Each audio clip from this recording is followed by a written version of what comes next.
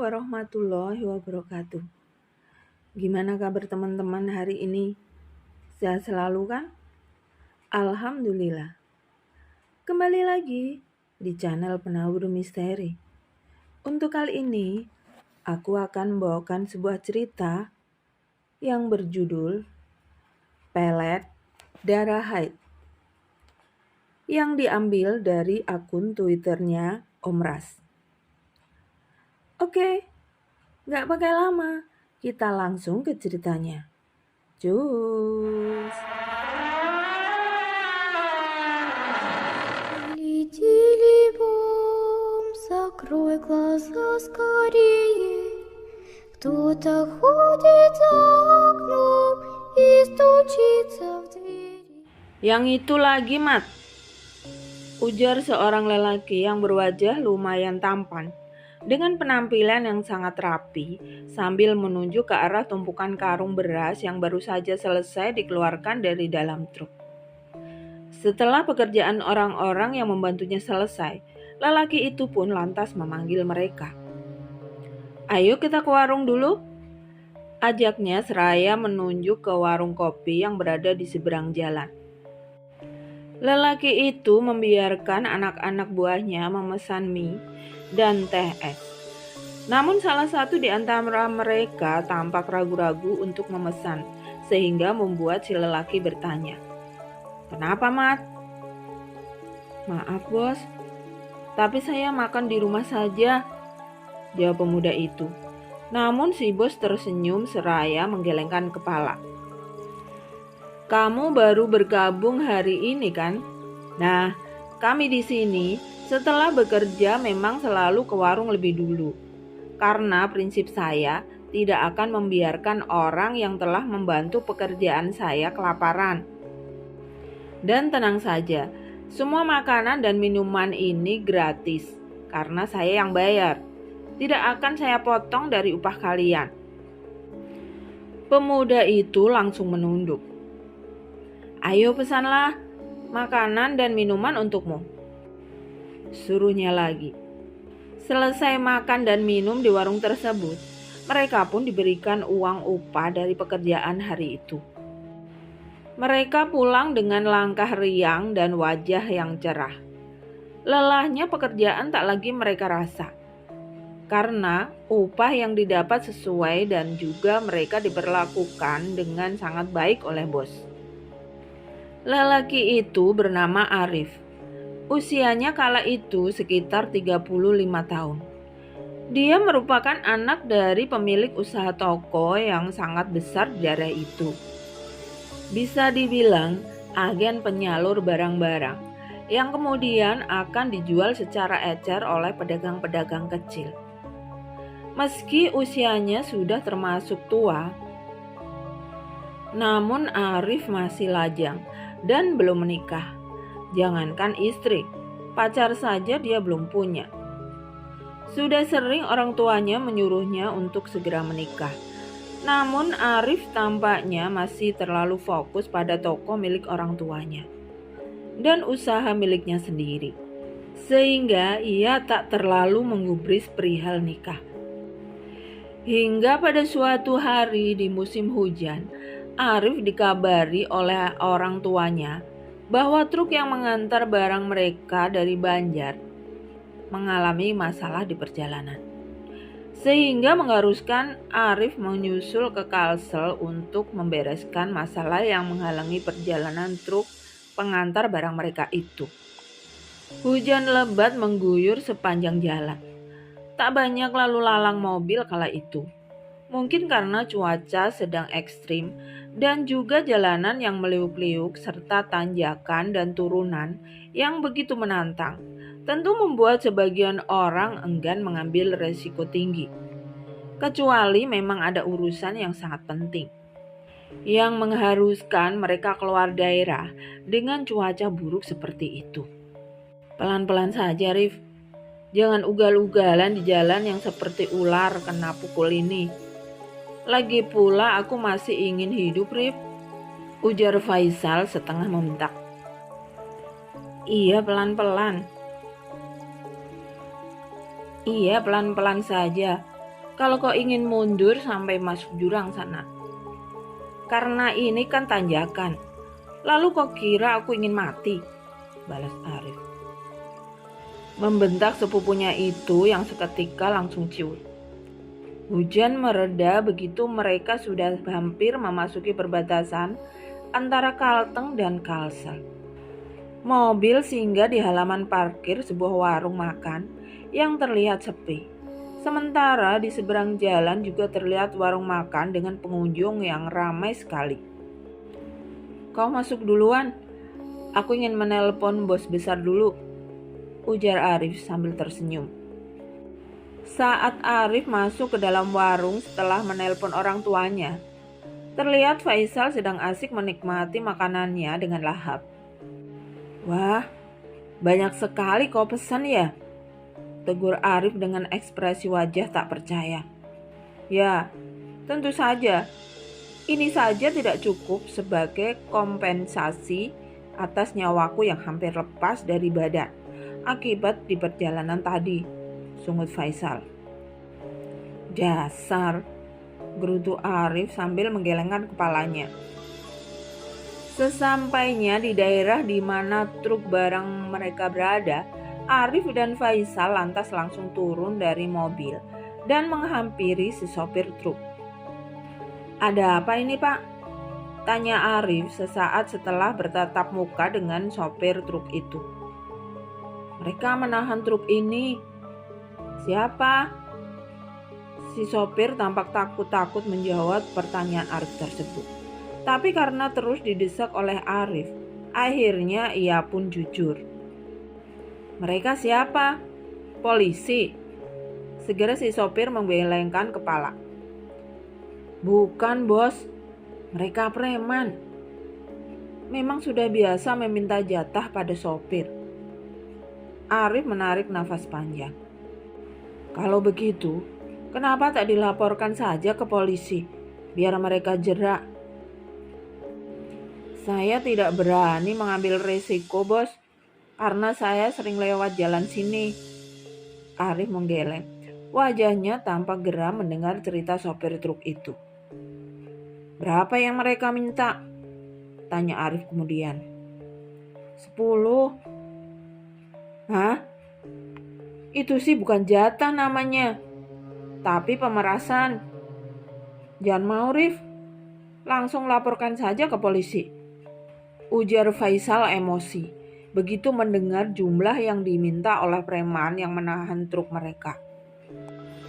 Suasana semakin tidak nyaman begitu ketua dari preman itu datang untuk bernegosiasi dengan Arif. Namun dengan santai Arif mencoba untuk berbicara baik-baik pada orang tersebut.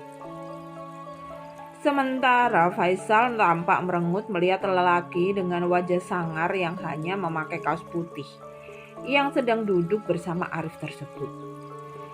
Tidak berapa lama seseorang datang ke sana dan langsung berjabat tangan dengan Arif. Mereka terlihat sangat akrab.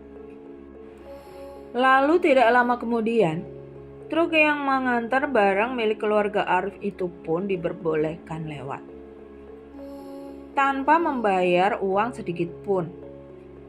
Siapa orang itu tadi, Rif?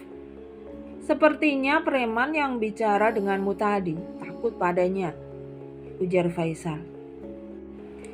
Dia kenalanku. Orangnya sangat dihormati di daerah sini. Mendengar jawaban Arif, Faisal hanya mangguk-ngangguk. Setelah masalah itu selesai, Arif dan Faisal tidak langsung pulang. Mereka lebih dulu berjalan-jalan menikmati suasana salah satu kota yang berada di Kalimantan Selatan. Dan saat mereka sedang makan di warung pinggir jalan, tiba-tiba ada seseorang yang menghampiri mereka. Arif? Sapa lelaki itu. Jainal, ujar Arif menyebut nama orang itu yang ternyata adalah salah satu temannya semasa sekolah dulu. Obrolan berlangsung dengan hangat, sesekali diselingi tawa keduanya. Sementara Faisal hanya melongo mendengar obrolan mereka yang menurutnya tidak seru. "Kak," panggil seorang wanita pada Jainal. "Astaga, saking asiknya ngobrol, aku lupa kalau adikku menunggu di sana," ujar Jainal tertawa. Faisal menoleh ke arah perempuan itu. Wajahnya memiliki tanda Brahma hampir di seluruh wajah. Bahkan tanda Brahma itu sampai ke bagian putih matanya, yang menjadikan putih matanya berwarna merah. Ia langsung menutupi wajahnya ketika Faisal menatapnya. "Kau tidur di mana, Rif? Kalau kamu berkenan, aku mau mengajakmu ke rumahku," kata Jainal. Arif menatap Faisal meminta persetujuan. "Terserah kamu. Kalau aku sih mau balik ke penginapan." Akhirnya karena mendengar jawaban Faisal, Arif pun menolak halus ajakan Jainal. "Bagi kontakmu, Rif. Siapa tahu nanti kalau kau kesini lagi, bisa mampir ke rumahku." Sebulan telah berlalu. Saat itu Arif sedang menikmati kopinya di kursi depan rumah. Sementara Faisal tampak sedang mencuci motornya sambil sesekali bernyanyi. "Ah, dia lagi," ujar Arif mengagetkan Faisal. "Adiknya temanmu itu ya?" tanya Faisal yang memang sudah biasa mendengar keluhan Arif tentang adik perempuan Jainal yang terus saja mengirimkan pesan ataupun menelpon di jam-jam sibuk ataupun di malam hari, membuat Arif kesal dan emosi. "Dia? Siapa lagi? Menyesal aku berikan nomorku ke Jainal. Kalau tahu akan begini, tak akan kuberikan nomorku." "Ganti saja nomormu, Rif." "Tidak bisa. Orang-orang hanya tahu nomorku yang ini. Kalau kartunya ku ganti, akan sangat merepotkanku menghubungi satu persatu kontakku, yang bahkan hampir ratusan ini." Faisal mengangkat baunya, lalu kembali melanjutkan pekerjaannya sambil bernyanyi. "Halo, maaf jangan telepon ke sini lagi. Aku sedang sibuk," ujar Arif terdengar marah dengan orang di seberang telepon itu. "Kau mau kemana, Sal?" tanya Arif di suatu hari pada Faisal yang terlihat sudah bersiap-siap berangkat dengan membawa tas.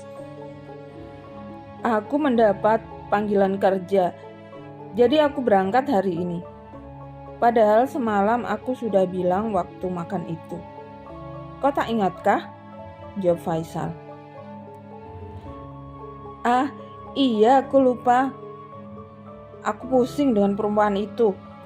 Tak mengertikah atau memang agak-agak kurang waras.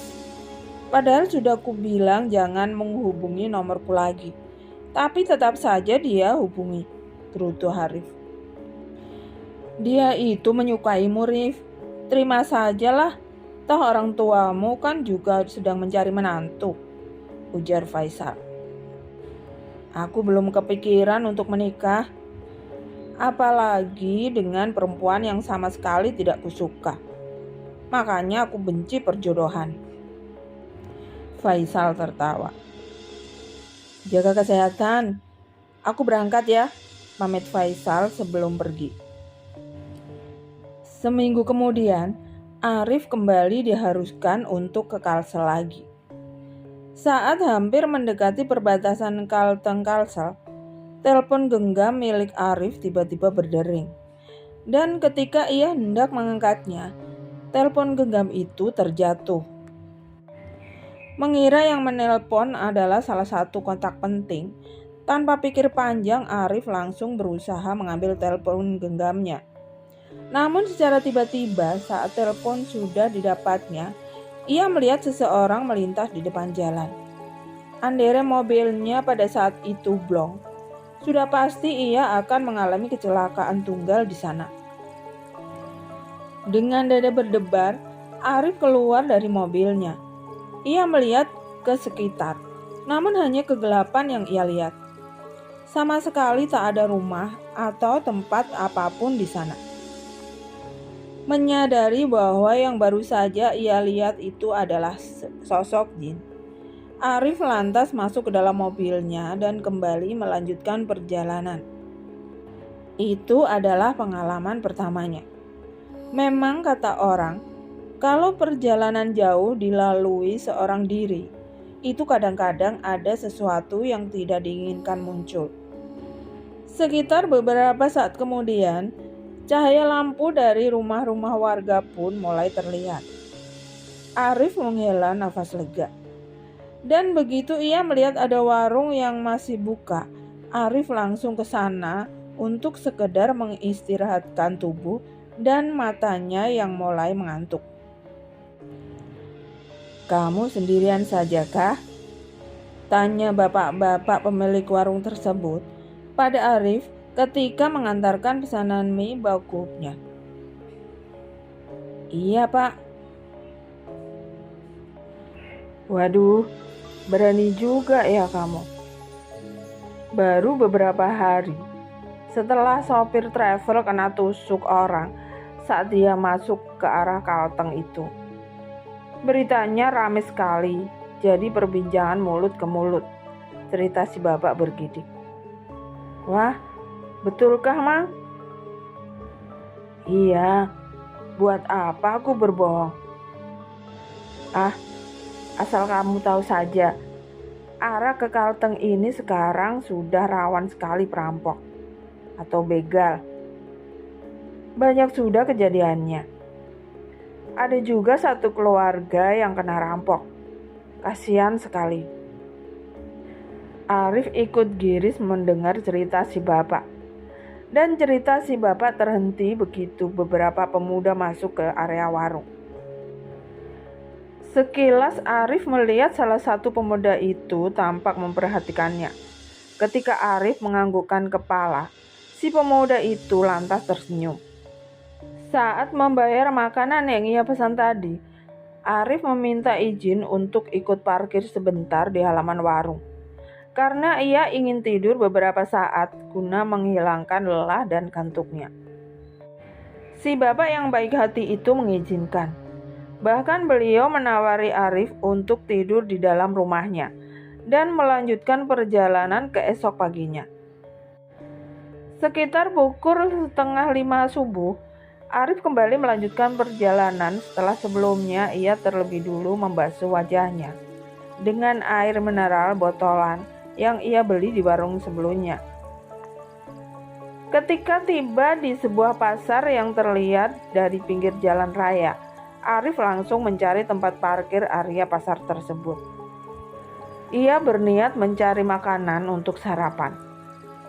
Setelah beberapa saat berjalan-jalan di pasar, langkah Arif terhenti di sebuah warung nasi milik seorang ibu-ibu tua yang sangat ramah. Di situ ia makan dan minum teh hangat, cukup membuat pulih kembali tenaganya yang terkuras selama di perjalanan. Setelah selesai makan, Arif tak langsung pergi. Ia terlebih dulu membeli beberapa kue untuk bekal di perjalanan. Singkat ceritanya, 6 hari telah berlalu. Setelah urusannya beres, Arif pun berniat untuk kembali ke rumahnya di Kalteng. Namun begitu ia baru saja hendak keluar dari salah satu toko, Arif dikagetkan dengan kemunculan Jainal. "Loh Nal, kamu ngapain kemari? Tempat ini kan jauh dari rumahmu," tanya Arif kaget. "Tak kusangka kita bertemu lagi, Rif." "Iya, ini aku sedang ada yang diurus, Rif. Masalah pekerjaan, makanya sampai kemari." Arif membulatkan bibirnya sembari mengangguk. Ya, tentu saja pertemuan itu hanya kebetulan. Karena Arif sama sekali tidak mengabari Jainal tentang kepergiannya ke Kalsel. "Kalau begitu, aku duluan ya, Nal." Rif, sebentar. Aku boleh ikut sampai ke kotaku kah? Soalnya kemarin aku pergi naik bus. Dan seperti yang kamu tahu, di sini jauh dari terminal. Akan susah dan buang-buang waktu kalau aku harus ke terminal lebih dulu. Sementara waktuku tidak banyak. Karena beberapa hal di pekerjaanku harus kubereskan dalam waktu singkat. Jadi aku benar-benar tidak ingin membuang-buang waktu. Ya Rif, bolehlah ya. Toh kita searah ini. Merasa kasihan pada Jainal, Arif pun langsung menyetujui. Sesampainya di rumah Jainal, Arif dipaksa untuk mampir sejenak. Bahkan orang tua Jainal juga memaksa Arif untuk menginap semalam di rumah mereka. Merasa tak enak untuk menolak, Arif pun menyetujui untuk mampir dan menginap semalam di sana. Keluarga Jainal sangat ramah sekali padanya. Bahkan ibunya Jainal sampai memasakkan macam-macam untuk Arif. Namun yang anehnya, adik perempuan Jainal sama sekali tidak terlihat. Mungkin andaikan dia ada, tentu saja keadaan menjadi canggung. Sebab Arif pernah memarahinya perihal dia selalu menelpon di jam-jam sibuknya Arif. Malam itu, Jainal, Arif, dan ayahnya Jainal mengobrol-ngobrol di teras rumah ditemani kopi hitam dan beberapa kue pasar. Setelah mengobrol, Arif dan Jainal tidur. Keesokan paginya, mereka sarapan nasi bungkus dan kopi hitam. Selesai sarapan, Arif berpamitan untuk pulang. Tidak lupa ia menyelipkan beberapa lembar uang di tangan orang tua Jainal sebagai ucapan terima kasih. Rif, kenapa minyak itu belum mereka antar ya? Tanya ibunya pada Arif yang tengah melamun di teras rumah. Arif tampak berbeda setelah ia pulang dari Kalsel. Wajahnya selalu lesu dan tak bersemangat. Bahkan pada usahanya yang sangat dicintainya pun Arif kini terlihat acuh. Ma, rasanya saya ingin menikah, ucap Arif membuat ibunya membelalakkan mata. Benarkah nak? Sama siapa? Atau aku yang mencarikan perempuan untukmu?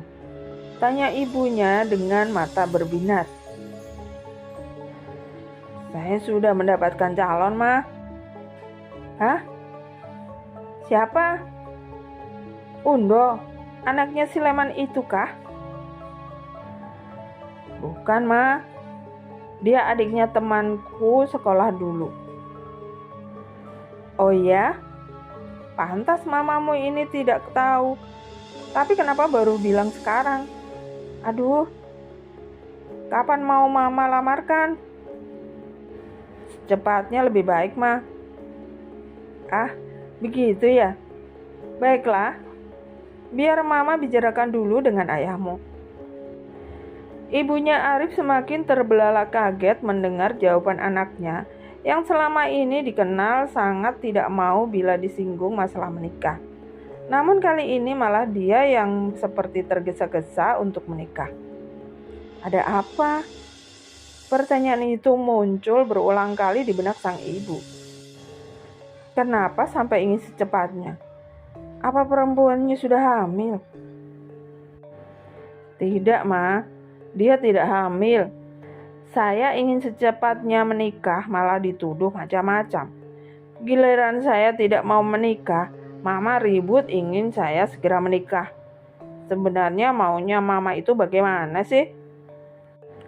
Aduh, tidak seperti itu, Nak. Maksud Mama, kita itu harus bertemu kedua belah pihak keluarga lebih dulu, agar kita bisa mempersiapkan hantaran. Berapa yang mereka minta, biar kita persiapkan semuanya. Terserahlah, pokoknya saya ingin secepatnya. Lagi pula saya juga punya uang untuk pernikahan saya. Jawab Arif terdengar tidak senang. Akhirnya setelah berunding, orang tua Arif bersama Arif pun berangkat menuju kediaman keluarga Jainal. Perjalanan yang jauh itu bahkan sempat berganti sopir, dikarenakan Arif membawa mobil dengan ugal-ugalan. sama sekali tak memikirkan keselamatan orang tuanya yang juga berada di dalam mobil yang sama. Singkat cerita, begitu mereka sampai di rumah Jenal, mereka disambut hangat oleh pemilik rumah. Dan setelah obrolan ringan dirasa cukup, orang tua Arif pun lantas mengutarakan maksud kedatangan mereka ke sana. Wajah keluarga Jenal tampak kaget dan langsung menatap Arif. "Wah, kami benar-benar tidak tahu kalau kamu menjalin hubungan dengan anak perempuan kami." Orang tua Arif tampak saling pandang. Tak menyangka bahwa Arif memacari anak orang secara diam-diam. Tentu sebagai orang tua mereka tidak enak hati. "Maaf kak, kalau perkataan saya tadi menyinggung perasaan kakak. Jadi saya sebagai orang tua terserah sama anak-anaknya saja kak. Kalau mereka siap menikah ya silakan," ucap orang tua Jenal. "Kalau boleh tahu, calon mantuku di mana ya?" tanya Ibu Arif sambil celingukan mencari. "Sebentar kak. Nal, Jenal, coba panggilkan adikmu tadi Nal." Setelah beberapa saat, seorang perempuan dengan memakai kain panjang menyelimuti kepalanya masuk ke dalam rumah. Tampak Arif menatap sambil tersenyum. Begitupun juga perempuan itu. Lagi-lagi orang tua Arif saling pandang. Benarkah yang itu calon istrinya Arif? Bukan apa-apa, soalnya Undo yang pernah dijodohkan dengan Arif itu merupakan bunga desa dan gadis paling cantik di desanya. Tapi karena takut menyinggung perasaan orang tua Jenal, mereka pun langsung bersikap seperti sebelumnya. Mereka berkenalan dan saling mengobrol. Walaupun memiliki kekurangan, namun perempuan itu sangat sopan terhadap orang tua. Bahkan ibunya Arif langsung suka padanya. Uang jujuran yang diminta senilai 20 juta rupiah. Kala itu, uang segitu lumayan besar, karena rata-rata uang jujuran di desa Arif hanya sekitar 5-10 juta saja. Belum lagi uang untuk barang-barang perlengkapan hantaran dan pesta resepsi pernikahan yang akan dilaksanakan.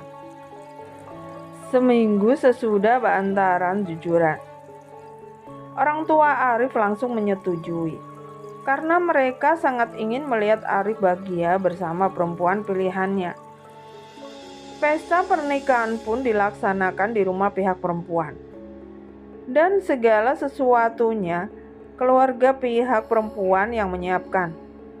Jadi istilahnya Arif bersama keluarganya hanya tahu beres saja. Seminggu setelah pernikahan Arif dan Siti Nursia itu berlangsung, Arif pun memboyong istrinya ke kampung halamannya yang berada di Kalteng. Di sana mereka tinggal berdua di rumah yang memang milik Arif sendiri. Awalnya semua terlihat normal. Namun lama-kelamaan ada beberapa laporan dari tetangga yang mengatakan bahwa Arif sering sekali dibentak dan dimaki macam-macam oleh istrinya hanya karena salah mengerjakan pekerjaan rumah. Tentu saja orang tua Arif tidak langsung percaya, karena saat ditanyakan langsung dengan Arifnya, Arif sama sekali tidak membenarkan kabar tersebut. 3 bulan telah berlalu. Kini Faisal pulang ke kampung setelah ia mendapatkan cuti selama 2 minggu. Ia terlihat sangat kaget begitu mendengar Arif sudah menikah. Wah, dia menikah dengan perempuan yang dibencinya, guman Faisal. Apa Sal? Tanya ibu Arif. Tidak Cuk, bukan apa-apa, jawab Faisal seraya melanjutkan makannya. Bah, kau tak kagetkah aku sudah pulang?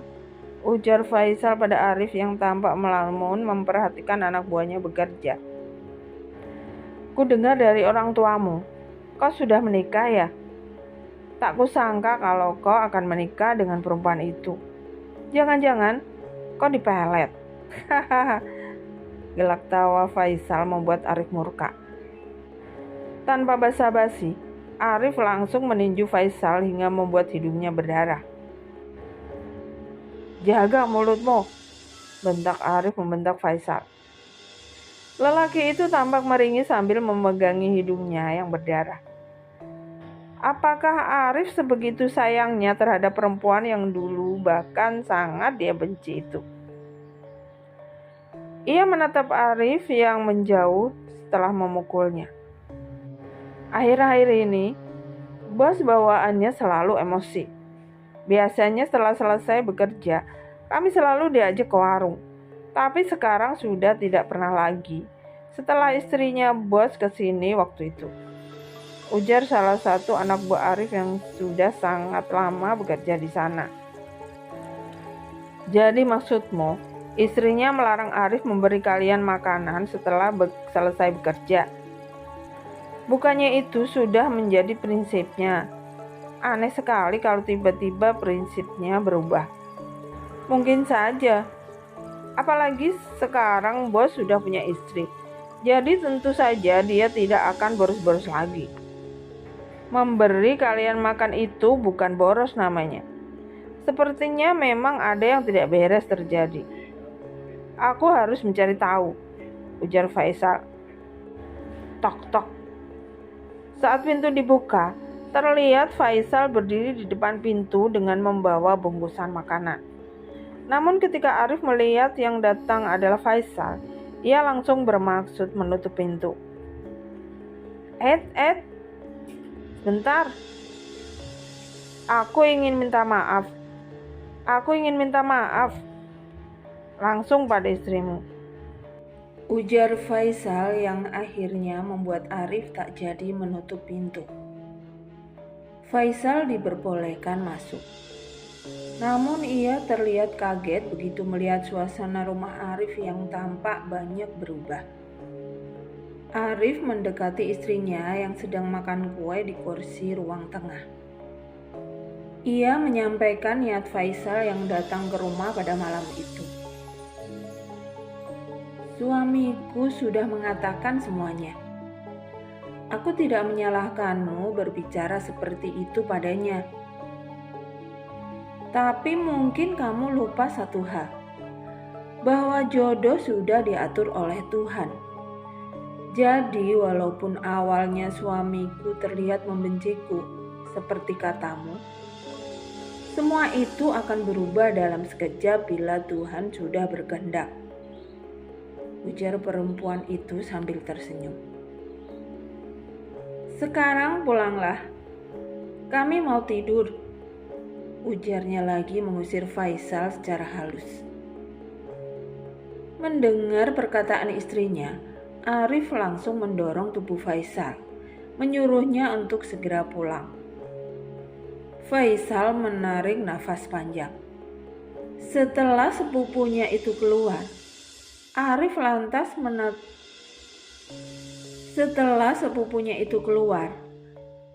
lantas menutup pintu dengan kencang, menimbulkan suara yang sangat dibenci oleh Faisal. Saat Faisal berbalik, tiba-tiba terdengar suara keras benda jatuh di dalam rumah, diikuti dengan teriakan seorang perempuan. Faisal tampak kaget. Ia mengira kalau Arif sudah melakukan KDRT pada istrinya. Namun saat ia mendekat ke arah jendela yang tirainya tidak tertutup rapat itu, ia melihat Arif berdiri dengan kepala menunduk sedang dimarahi oleh istrinya. Sepupumu itu kurang ajar. Aku tidak mau tahu. Kau harus jaga jarak dengannya. Aku benar-benar benci dengan sepupumu itu. Teriaknya melengking. Pungut! Teriaknya lagi secara menunjuk ke arah pecahan kaca yang berhamburan di lantai. Arif langsung memunguti satu persatu pecahan kaca tersebut. Namun tiba-tiba istrinya menginjak tangan Arif yang masih berada di atas beling, mengakibatkan tangan Arif berdarah. Itu hukumannya untukmu, ujarnya masih dengan suara tinggi. Lalu kemudian ia berbalik dan meninggalkan Arif yang tampak meringis kesakitan. Astaga Rif, kau kenapa Rif? Guman Faisal dengan raut wajah tak percaya dengan apa yang baru saja dia lihat. Malam itu Faisal benar-benar tak bisa tidur dibuatnya. Pikirannya masih memikirkan apa yang terjadi pada Arif. Bagaimanapun juga, Arif sudah seperti kakak kandung baginya. Sedari dia kecil saat kedua orang tuanya bercerai dan menelantarkannya. Disitulah ia mulai diasuh oleh orang tua Arif. Ia disekolahkan dan diperlakukan layaknya anak kandung keluarga itu. Tentu Faisal sudah hafal betul dengan sifat Arif. Tapi Arif yang baru saja ia temui tadi seperti orang asing. Prang! Suara benda jatuh dari luar pintu kamarnya mengagetkan Faisal. Ketika ia membuka pintu, terlihat ibunya Arif sedang memunguti pecahan gelas. "Kenapa tante?" tanya Faisal seraya membantu. "Tak tahu Sal, perasaanku tidak enak. Tante, Arif dan istrinya itu sering gak kesini. Setelah mereka pindah, itu sudah tidak pernah kemari lagi. Arif ditelepon pun sekarang susah. Apa-apa selalu istrinya yang mengangkat. Aku saja terpaksa meminta tolong Tutung untuk mengurus barang-barang yang datang. Tadi saya kan..." Faisal terdiam. Ia tiba-tiba berubah pikiran saat akan menceritakan kejadian yang baru saja ia lihat di rumah Arif. "Tadi apa, Sal?" Saya tiba-tiba lupa tante," jawab Faisal. Ibunya Arif tampak mengerutkan alisnya. Tak biasanya Faisal begitu, pikirnya. "Cerita saja nak, ada apa? Kamu butuh uang? Berapa?" "Bukan itu tante, saya benar-benar lupa dengan apa yang ingin saya katakan tadi." Keesokan harinya, Faisal kembali ke toko. Ia sengaja mendekati Arif, namun ternyata Arif benar-benar menjauh darinya. "Rif, tanganmu kenapa?" "Bukan urusanmu. Kalau tidak ada keperluan, lebih baik kau pergi." "Rif, kita ini sepupu Rif. Kalau kamu ada masalah, ayo cerita. Biar kita selesaikan masalah itu bersama." Brah! Arif mendorong keras tubuh Faisal hingga jatuh ke tanah, membuat anak buah Arif yang sedang bekerja tercengang. "Pergi! Rif, aku sepupumu Rif. Pergi! Aku tidak mau lagi melihatmu di sekitarku." Wajah Arif terlihat merah padam. Beberapa anak buahnya yang sedang beristirahat langsung menghampiri Faisal, lalu menariknya menjauh dari Arif yang marah. Faisal tak langsung pulang. Ia menunggu di warung seberang jalan, menunggu kesempatan untuk berbicara dengan Arif. Dari kejauhan terlihat mobil milik Arif datang ke toko. Rupanya yang datang adalah istri Arif dengan Rusli. Di tangan perempuan itu tertenteng rantang dan tempat minum yang berisi kopi. Melihat istrinya datang, Arif langsung menghampiri dan mengambil rantang yang dipegang oleh istrinya. Mereka terlihat masuk ke dalam toko. Sementara Rusli menunggu di luar toko sambil mengobrol dengan beberapa anak buah Arif. "Sudah baikankah?" batin Faisal. "Yang biasa," ujar salah satu anak buah Arif memesan makanan pada pemilik warung. Setiap harikah perempuan itu mengantar makanan? Jarang. Sebulan paling 5 atau 6 kali. Biasanya bos makan di sini atau pulang ke rumah. Faisal mengangguk. Merasa tak ada harapan mengobrol dengan Arif, ia pun pulang. Sal, tolong mintakan air tawar sakit gigi ke Abah Penyang. Gigi amangmu sakit katanya. Tanpa diminta 2 kali, Faisal langsung berangkat dengan membawa sebotol air mineral menuju ke rumah Abah Penyang yang berada jauh dari sana. Permisi, Mang. Permisi. Ini paman saya sakit gigi, mau minta air tawar. Lelaki berusia 50 tahunan yang dikenal dengan panggilan Abah Penyang itu pun langsung menaiki tangga rumahnya. Ia membuka pintu dan mempersilahkan Faisal untuk masuk. Tumben kamu yang kemari, biasanya saudaramu itu. Oh, Arif, pernah kemari ya, Mang? Iya, sering dia kemari. Dia sudah menikah sekarang, Mang. Oh, begitu ya. Mang, panggil Faisal ketika Abah Penyang sudah selesai mendoakan air untuk sakit gigi ayahnya Arif. Apa? Tanda-tanda orang kena pelet itu bagaimana, Mang? Tergantung dari ilmu pelet apa yang dia gunakan. Maksudnya setiap pelet itu berbedakah? Ya. Kalau perubahan sikapnya berubah drastis dari yang penuh perhatian ke orang sekitar, sekarang menjadi acuh bahkan cenderung kasar itu, kira-kira apa termasuk tanda kena pelet, Mang? Ya, bisa saja. Atau mungkin juga perubahannya itu disebabkan oleh masalah kehidupannya. Tidak, Mang. Saya kenal betul orang ini. Dia itu kalau ada masalah, jangankan sebesar gunung, sekecil debu saja dia cerita sama saya. Dan ini tipe orang yang penyayang dan peduli terhadap sekitar. Tapi setelah beristri, dia berubah jadi kasar.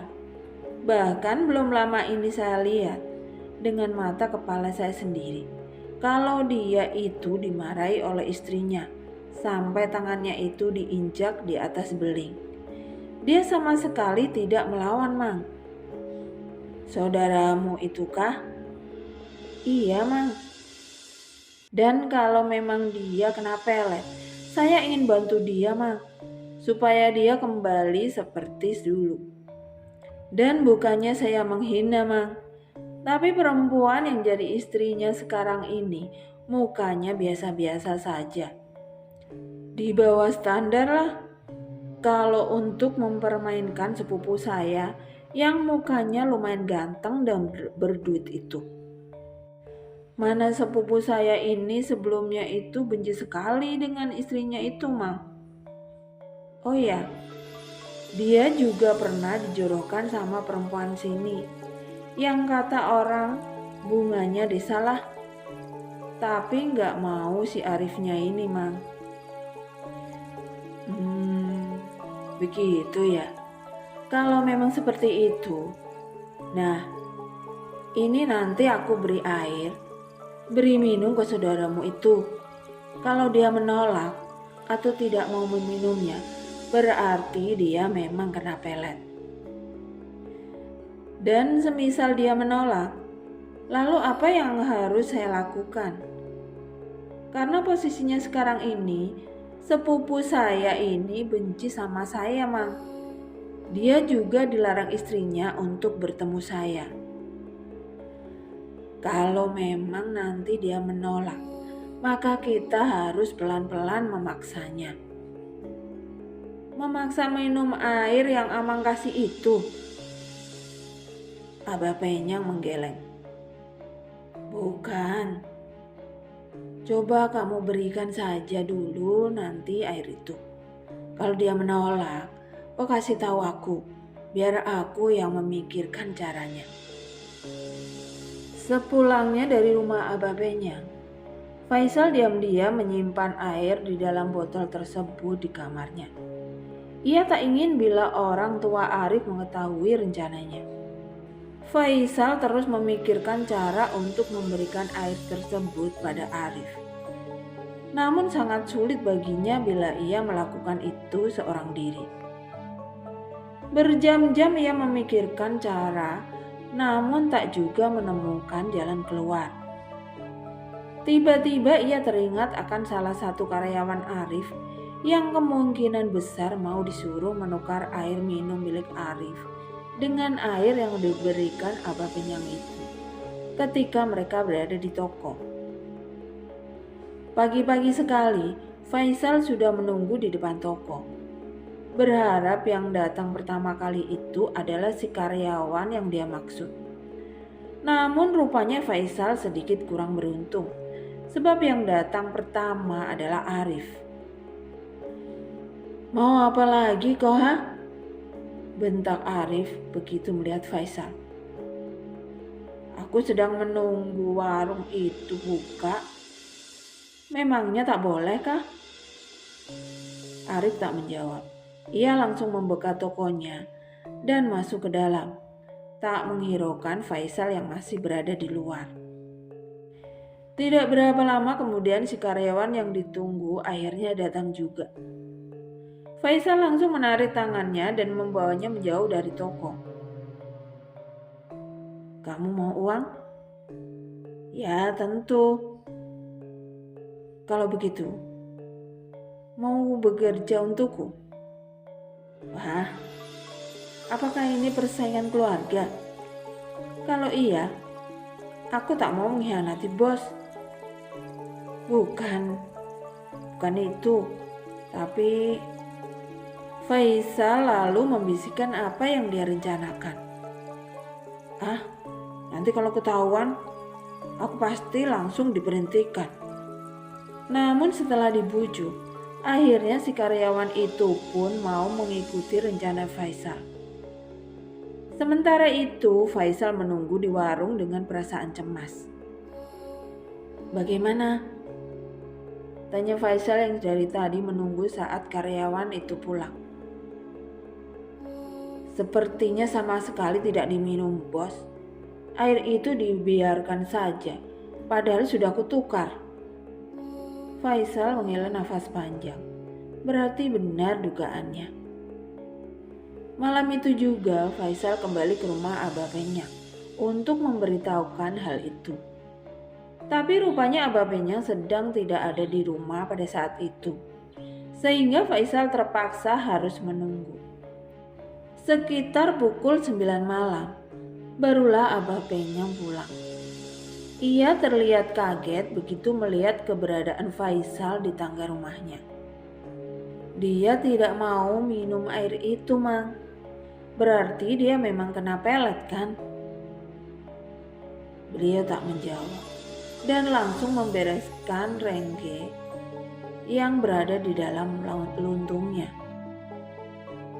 Bagaimana, Mang? Mang, sebentar. Ini aku juga sedang memikirkan masalah itu. Ini susah kalau tidak langsung orangnya yang dibawa kemari. Setelah mendengar perkataan Abah Penyang, Faisal ikut berpikir keras, mencari cara agar Arif bisa dibawa ke sana tanpa istrinya. Orang tuanya sudah tahu? Belum, Mang. Lebih baik kamu kasih tahu mereka lebih dulu, biar kita bisa bertukar pikir bersama keluarganya. Faisal menghela nafas lagi. Akankah orang tua Arif percaya? Bagaimana kalau tidak? Sulitnya. Mana waktuku tidak banyak, gumamnya seraya mengacak-acak rambut.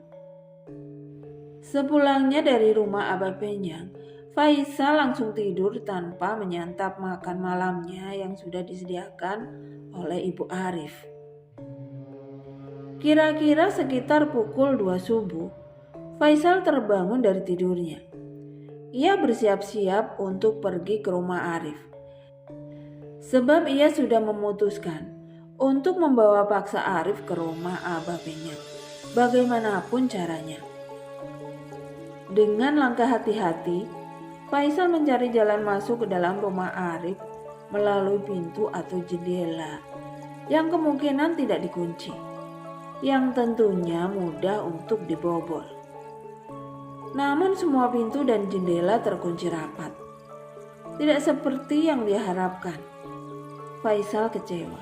Tetapi di saat itulah dia teringat akan ventilasi kamar mandi rumah itu yang lumayan besar. Dan di belakang kamar mandi tersebut juga ada sebuah pohon yang bisa dia panjat guna mempermudah aksinya masuk lewat ventilasi kamar mandi Arif. Faisal tersenyum senang. Bergegas ia berjalan ke bagian kamar mandi yang berada di bagian belakang dekat dapur. Akan tetapi aksinya itu kembali gagal, dikarenakan Faisal mendengar sudah kerontang-kerontung mirip seseorang sedang memasak sesuatu di depan kamar mandi itu. Kemudian terdengar suara langkah kaki masuk ke dalam kamar mandi. Lalu diikuti dengan suara bisik-bisik yang tak jelas buku ruasnya. Karena penasaran, perlahan-lahan Faisal mulai mengintip dengan menaiki pohon. Faisal melihat perempuan yang sudah resmi jadi istri Arif tersebut sedang mengaduk-aduk beras dengan air yang berwarna merah. Lalu kemudian air itu dibuang dan diganti dengan air dalam ember. Alis Faisal mengerut. Anehnya cara perempuan ini memasak, batinnya. Air apa itu tadi? Kesumbakah atau vanili teh? Faisal masih penasaran dengan yang dilakukan istri Arif di pagi buta tersebut, sehingga membuat Faisal masih berusaha melihat apa yang dikerjakan oleh perempuan itu. Namun sangat sulit baginya untuk melihat aktivitas si perempuan. Beberapa saat kemudian, perempuan itu kembali masuk ke dalam kamar mandi. Dan saat ia hendak melepaskan pakaiannya, Faisal langsung mengalihkan tatapannya. Perlahan-lahan ia turun dari pohon dan menunggu saat yang aman untuk masuk ke dalam rumah. Rajin juga dia memasak pagi-pagi, batin Faisal. Sekitar hampir 2 jam, suasana di dapur rumah Arif mulai hening. Tak ada lagi terdengar suara aktivitas di dalam. Kemungkinan istrinya Arif kembali tidur setelah memasak nasi, pikir Faisal. Lalu ia mulai memanjat pohon lagi dan berusaha membuka ventilasi kamar mandi yang lumayan besar itu. Akhirnya setelah melewati perjuangan yang tidak mudah, ventilasi itu berhasil dibuka oleh Faisal. Aku tidak menyangka, ternyata aku berbakat jadi maling, gumamnya. Namun karena kurang berhati-hati saat turun, Faisal terinjak wadah berwarna gelap yang ditutup rapat di dekat ember air, mengakibatkan tutup wadah itu terbuka dan isinya tumpah berserakan. Asu, ujar Faisal langsung menutup mulutnya dengan tangan setelah melihat air berwarna merah memenuhi kamar mandi. Dan di dekat kaki Faisal ada sebuah pembalut yang warnanya sudah memudar karena bekas direndam. Hampir saja ia muntah kalau tidak cepat-cepat keluar dari kamar mandi. Curiga dengan air berwarna merah yang digunakan istrinya Arif untuk membilas beras tadi. Faisal lantas membuka panci kecil yang seketika bau pandan menyengat tersium. Faisal lantas membuka panci kecil yang seketika bau daun pandan menyengat tersium. Faisal menutup kembali panci itu dengan raut wajah yang menunjukkan rasa jijik. Bleh. Rasa mual di perut tak lagi tertahankan. Sebelum semua isi perutnya keluar, Faisal langsung mengambil plastik bekas wadah belanjaan untuk mengantongi muntahnya. Piet. Suara derit pintu tiba-tiba terdengar, membuat mata Faisal melotot. Takut kalau perempuan itu bangun dan mempergoki keberadaannya. Niatnya yang semula ingin membawa paksa Arif, kini seketika berubah. Ia bergegas lari kembali ke kamar mandi untuk segera keluar melalui ventilasi. Faisal terus berlari tanpa menoleh ke belakang lagi. Sesampainya di rumah, Faisal langsung mandi, membersihkan tubuhnya yang sempat kena air rendaman darah dari pembalut milik istrinya Arif. Gila, benar-benar gila, umpatnya. Selesai mandi dan berpakaian, Faisal lantas menghampiri kamar orang tua Arif. Di dalam tak terdengar adanya aktivitas, padahal jam sudah menunjukkan pukul 5 lewat. Tok tok. Ucu, Amang, panggil Faisal sambil terus mengetok pintu. Giet. Kenapa, Sal? Tanya ayahnya Arif saat membuka pintu kamar. Faisal tak langsung menjawab. Ada yang ingin saya bicarakan sama Pian dan Ucu.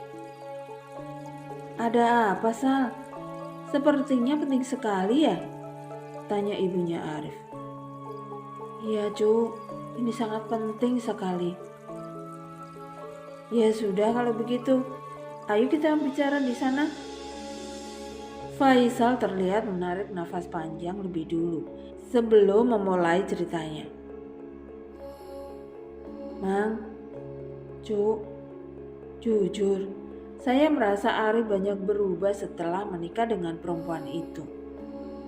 Bahkan tidak lama ini, dia memukul saya sampai berdarah.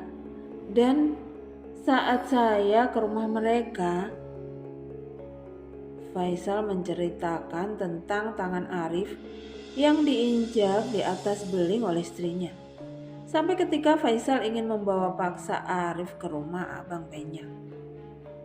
Dan yang mengejutkannya, tadi saat saya berhasil masuk ke dalam kamar mandi melalui ventilasi itu.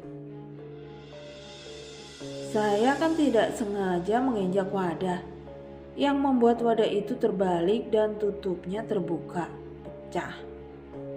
Air yang tumpah dari wadah tersebut berwarna merah, sama persis warnanya seperti air yang digunakan istrinya Arif saat membilas beras. Dan yang mengejutkannya lagi, bahkan saya sendiri tidak menyangka. Ternyata air itu berasal dari rendaman pembalut milik istrinya Arif, Cu. Oh iya, kata anak buah Arif, istrinya Arif itu tidak rutin mengantar makanan ke toko. Dalam 1 bulan hanya 5-6 kali saja. Seperti jadwalnya perempuan haid. Dan dengan perubahan Arif yang begitu drastis, saya yakin Arif sudah kena pelet perempuan itu. Pelet yang tidak baik. Astaga, serius kamu, Sal? Kamu gak bohong kan? Tanya ibunya Arif. Cu, buat apa saya bohong? Kalau Ucu tidak percaya, Ucu bisa tanya orang-orang di toko atau tetangga-tetangga yang berdekatan rumah dengan Arif. Saya tahu persis, Cu. Arif sebelumnya memang benci sama perempuan itu. Tidak bakalan dia suka. Hari-hari Arif mengomel karena selalu diteleponnya. Tanya juga sama orang-orang yang kenal dengan Arif. Bagaimana perubahan Arif sekarang? Dia terlihat seperti orang bodoh, Cuk. Linglung, kosong, seperti mayat diberi nyawa. Sangat jauh berbeda dengan Arif kita yang dulu.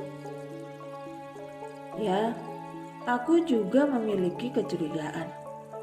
Pernah waktu itu aku ke rumahnya. Saat itu kulihat Arif sedang memotongkan kuku kaki istrinya. Tiba-tiba istrinya itu memukul kepala Arif dengan botol air. Saat itu dia tidak menyadari kalau aku datang. Dan ketika dia sudah menyadari, istrinya Arif ini langsung terlihat gugup, canggung di hadapanku. Aku pada saat itu tidak terlalu ambil hati. Dia memperlakukan anakku begitu, karena kupikir mereka memang sudah biasa melakukannya. Yang namanya juga rumah tangga anak. Tak enak kalau kita terlalu mencampuri. Kamu ke rumah mereka itu kenapa? Loh, kamu lupa? Kan yang waktu itu ada urusan di Kalbar. Aku minta tolonglah sama si Arif ini. Tapi oleh istrinya, Arif tidak diperbolehkan pergi mewakili aku. Jadilah aku berangkat sendiri. Ingat kan? Ah iya, yang kamu bilang si Arif sakit itu kan? Nah kan Mang, Cuk, berarti niat istrinya ini memang gak baik. Seolah ingin menjauhkan Arif dari keluarganya, dari kita. Orang tua Arif saling pandang. Ibunya Arif terdiam. Wajahnya terlihat sedih memikirkan Arif, anak kesayangannya itu. Kalau memang betul perempuan itu memberi yang tidak baik terhadap anakku, aku bersumpah tidak akan memaafkannya. Setelah mereka bertiga berunding, akhirnya mereka menemukan cara untuk membawa Arif pulang ke rumah orang tuanya. Hari itu Faisal mengantar ayahnya Arif ke toko. Tampaknya Arif tak terlalu senang dengan kedatangan mereka. Nak, ibumu sakit keras. Dia sangat ingin kamu pulang menemuinya. Bujuk sang ayah dengan wajah memelas. Saya tidak bisa. Saya harus izin istri dulu. Jawab Arif pelan, hampir tak terdengar. Mana istrimu? Biar aku yang izin padanya. Tidak bisa. Mendengar jawaban Arif yang sudah seperti orang bodoh itu, Faisal menjadi kesal. Tapi meski begitu, ia tetap diam, tak berbicara sedikit pun. Setelah dibujuknya sedemikian rupa, akhirnya Arif mau juga pulang ke rumahnya. Sesampainya di rumah Arif, istrinya terlihat kaget mengetahui Arif datang bersama ayahnya dan juga Faisal. Tanpa basa-basi, ayahnya langsung membicarakan perihal ibunya Arif yang sakit dan ingin bertemu dengan Arif. Boleh, tapi saya ikut, ujar istrinya Arif. Ya, tentu. Lalu singkatnya berangkatlah mereka ke rumah orang tua Arif. Ibunya Arif terbaring di atas tempat tidur sambil sesekali meringis kesakitan. Sakit apa memangnya, Mah? Tanya istrinya Arif seraya menempelkan punggung tangannya di dahi ibunya Arif. Aduh, sakit sekali. Aduh, aku sudah tidak kuat. Aduh, jerit ibunya Arif. Sepertinya ibumu harus dibawa ke rumah Abah Penyang, Rif. Sakitnya benar-benar parah ini. Abah Penyang siapa?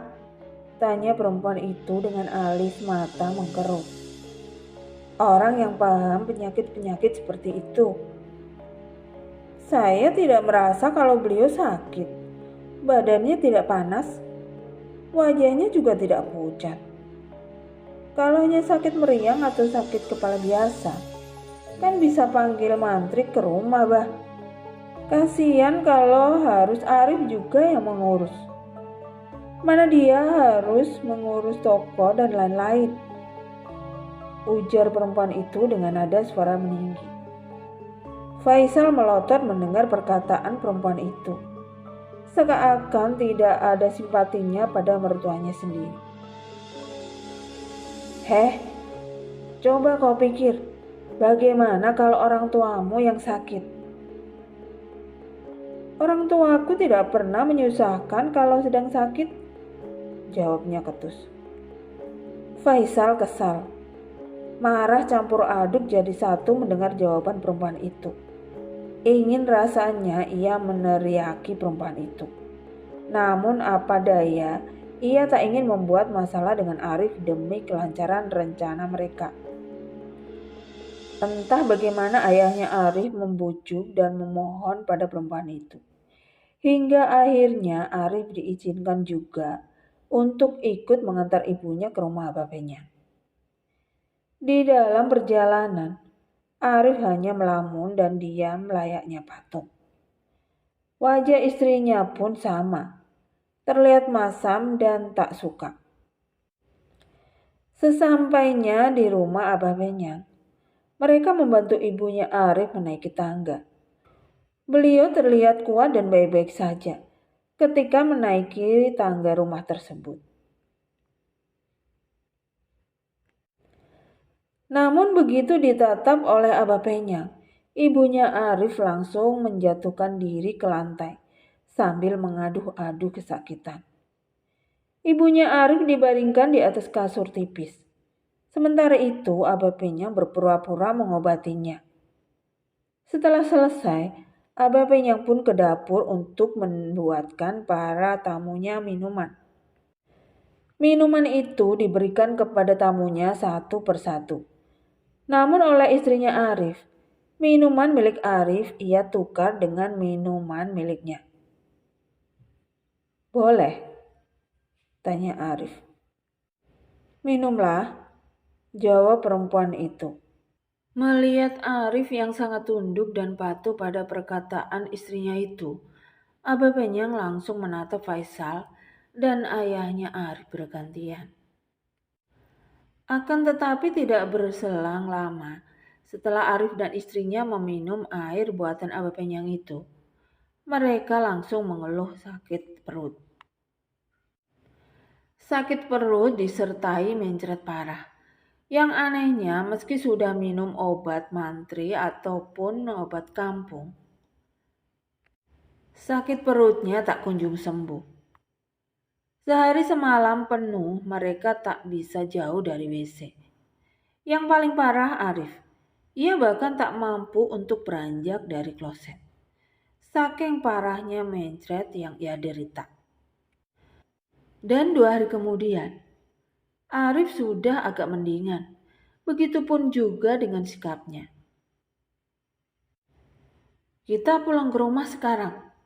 Toh ibumu juga sudah sembuh, ajak istri Arif. Kau pulang sajalah dulu. Aku masih ingin di sini, jawab Arif cuek. Pulang kataku. Arif memalingkan wajahnya, menatap perempuan itu dengan rasa kesal. Ku bilang tidak ya tidak.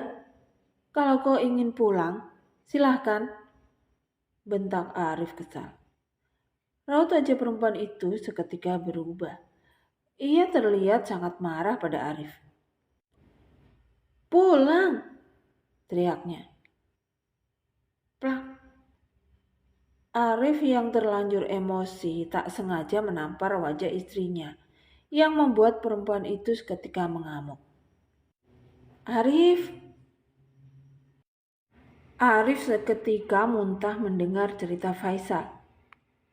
Sebenarnya malam itu aku ingin masuk ke rumahmu secara diam-diam.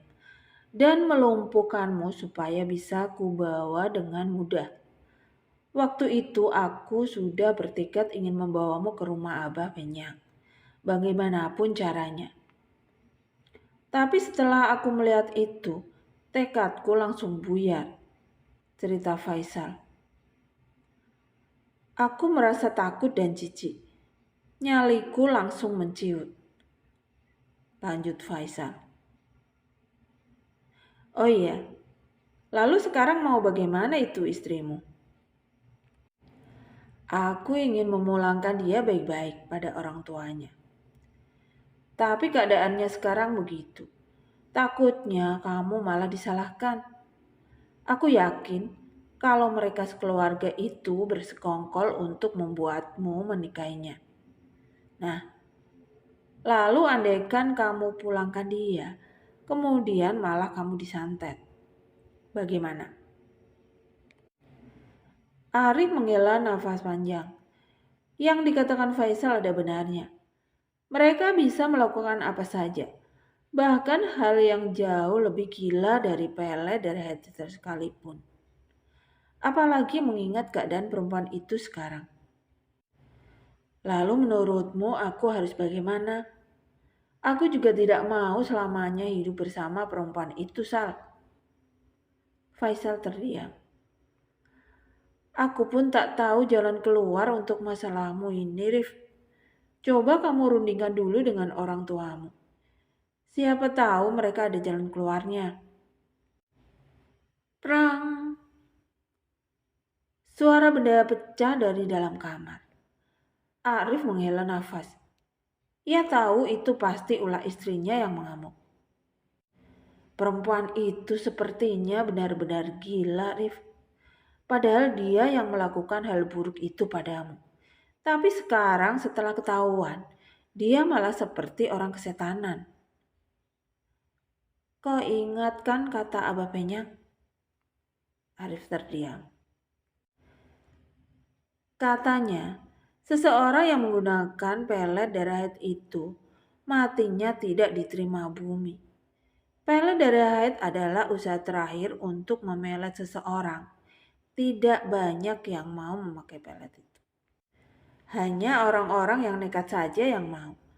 Abah Penyang saja tidak menyangka kalau perempuan itu menggunakan darah haidnya untuk memeletmu. Berarti kan itu artinya dia sudah siap menerima segala risikonya, Rif. Dan yang aku rasa, dia tidak akan melepaskanmu apapun yang terjadi. Plak. Arif memukul pelan lengan Faisal. Kau jangan menakut-nakutiku. Aku tidak menakut-nakutimu.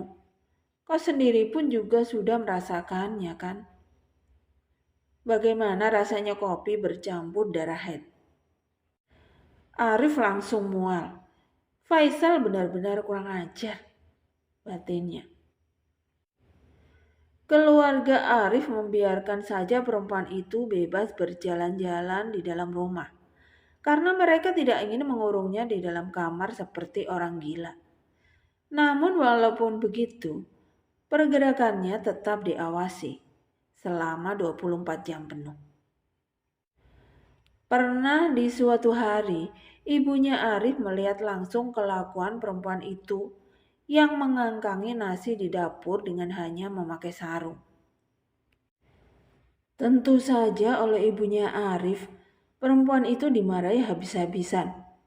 Bahkan panci yang digunakan untuk memasak nasi saja sampai dibuang.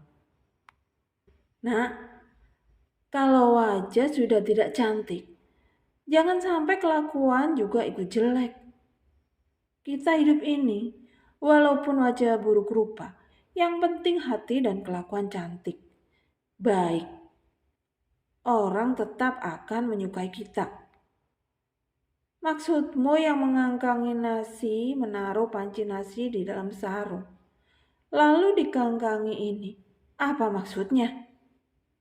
Apa niatnya? Ingin supaya kami semua tunduk denganmu, supaya kamu bebas. Puas membodoh-bodohi anakku. Asli membuat emosi. Kelakuan melebui binatang. Besok kita pergi. Kita serahkan dia dengan orang tuanya. Talak itu di tanganmu, Rif. Kalau memang tak suka, kamu ceraikan saja dia. Dia sepertinya juga tidak mau berubah. Dan aku sebagai ibumu, rasanya sudah tidak bisa memaafkan kelakuannya lagi. Lanjut ibunya Arif dengan raut wajah marah. Arif tak bergeming dari tempatnya berdiri, menatap tajam pada perempuan tersebut. Sementara Faisal hanya bisa terdiam, karena ia yang hari itu hendak berangkat bekerja. Malah ditahan oleh tantenya dan dipaksa untuk ikut memulangkan istrinya Arif. Mendengar hendak dipulangkan, perempuan itu langsung berteriak-teriak seperti orang kesetanan. Ia mengacak-acak dapur, melempari semua piring dan gelas yang tersusun rapi di lemari. Seisi rumah ribut hari itu. Ditambah lagi ibunya Arif yang juga ikut mengamuk dan menghajar, menjambak menantunya tersebut. Arif, Faisal dan ayahnya kewalahan memisahkan perkelahian itu. Akhirnya oleh Arif, istrinya kemudian ia ikat dengan tali. Wajah ibunya Arif merah padam, luka cakaran di mana-mana, rambutnya juga acak-acakan. Dasar gila, sinting, umpat ibunya Arif yang sangat marah.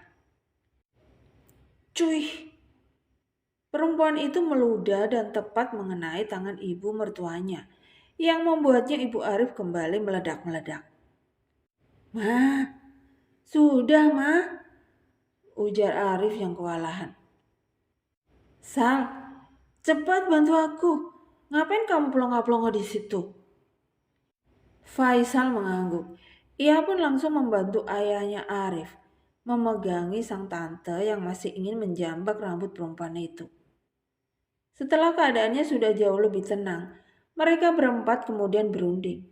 Ibunya Arif masih bersikukuh menyuruh Arif menceraikan istrinya. Sementara ayahnya tak mengatakan apa-apa. Sama seperti Faisal yang hanya diam menyimak pembicaraan. Andai Faisal tidak melakukan tindakan nekat memasuki rumahmu waktu itu, sampai sekarang kamu akan tetap seperti orang bodoh, Rif. Akhirnya, pada hari Sabtu, mereka berangkat. Perempuan itu duduk di antara Faisal dan ayahnya Arif. Selama setengah perjalanan semuanya aman-aman saja. Suasana juga tenang. Namun begitu hampir sampai dengan kota tempat tinggal perempuan itu, ia tiba-tiba mengamuk. Bahkan Faisal yang menahannya untuk tidak melompat keluar mobil pun, sampai ditinjunya di area burung. Bangsat, rintih Faisal kesakitan. Arif menghentikan mobil di pinggir jalan untuk membantu Faisal mengikat tangan perempuan itu. Entah kenapa perempuan itu selalu mengamuk tak karuan. Bila sudah mengamuk, ia seperti orang kesetanan. Kau baik-baik saja, Sal? Sakit, cu. Setelah mereka sampai di dekat rumah Jainal, Arif melepaskan ikatan tangan perempuan itu. Arif, kenapa tidak berkabar dulu, nak? Saya kemari ingin membicarakan sesuatu, ujar Arif dingin. Mendengar perkataan Arif, raut wajah mertuanya mendadak berubah. Sepertinya mereka sudah bisa membaca maksud kedatangan Arif dan keluarganya. Terlebih lagi ketika melihat anaknya yang langsung menangis saat masuk ke dalam rumah. Pertama-tama, saya ingin meminta maaf pada Bapak dan Ibu. Saya kemari membawa keluarga saya dengan maksud ingin memulangkan Siti Nursia kepada bapak dan ibu. Karena saya merasa sudah tidak ada kecocokan lagi antara kami berdua. Apa-apaan ini? Kenapa tiba-tiba? Bukannya sudah jelas ya, kalau kalian semua bersengkongkol memelet anak saya supaya dia mau menikah dengan anak kalian. Ujar ibunya Arif, angkat bicara. Beliau lalu memulai mengungkit perihal kejadian malam itu, di mana Faisal melihat Siti Nursia yang membilas beras menggunakan rendaman pembalut yang masih ada darahnya. Mendengar itu, orang tua Siti Nursia terlihat kaget. Bukan kaget karena kelakuan anaknya, tapi kaget karena kelakuan anaknya ketahuan oleh pihak keluarga Arif. Tak ada banyak pembicaraan pada saat itu. Pihak keluarga Siti Nursia lebih banyak diam, mungkin malu. Saat Arif mengucapkan talak, Siti Nursia kembali mengamuk. Habis semua barang-barang di situ dia lempar ke arah Arif dan keluarganya. Bahkan ia berteriak histeris ketika Arif keluar dari rumah itu. Syukurlah, akhirnya kamu bebas, Nak. Mulai sekarang, umamu ini berjanji bahwa tidak akan lagi memaksamu untuk menikah. Jalanilah hidupmu sesuai dengan kemampuanmu ya, Nak. Lanjut ibunya. Namun 2 bulan setelah perceraiannya itu, ibunya mendadak sakit. Beliau sering menjerit-jerit seperti kesakitan sambil memukul-mukul dada, lengan, dan punggung. Saat ditanya, beliau selalu bilang kalau ada yang menggigit. Tapi dari yang terlihat oleh yang lain, mereka sama sekali tidak melihat apa-apa yang hinggap, apalagi menggigit ibunya. Dan hanya 3 hari 3 malam setelah keanehan ibunya Arif itu, tiba-tiba di hari keempat, beliau tak bisa bangun. Sebagian tubuhnya dari pinggang ke atas mendadak tak bisa digerakkan. Bahkan tidak hanya itu, beliau juga tidak bisa lagi berbicara dengan jelas. Mantri dan Aba Penyang bergiliran didatangkan. Bukan sakit biasa ini. Sepertinya terkena kiriman orang. Lalu bagaimana menyembuhkannya? Tanya Arif. Aku tidak bisa langsung sekarang. Aku harus mencari perlengkapan ritualnya lebih dulu. Semoga saja sempat. Namun memasuki malam kelima, sakit ibunya Arif bertambah parah. Sehingga Arif dan ayahnya terpaksa memanggil mantri. Oleh menteri itu, ibunya Arif diberikan obat lagi. Tapi anehnya, setelah diberikan obat, suhu tubuhnya malah semakin dingin. Wajahnya memucat. Dan sekitar pukul 4 subuh beliau meninggal dunia. Kematian ibunya membuat Arif terpukul. Ia menyesali perbuatannya yang tak enakan, menolak ajakan Jainal itu. Andai pada saat itu ia menolak menginap di sana, tentu semua itu tidak akan terjadi pada ibunya.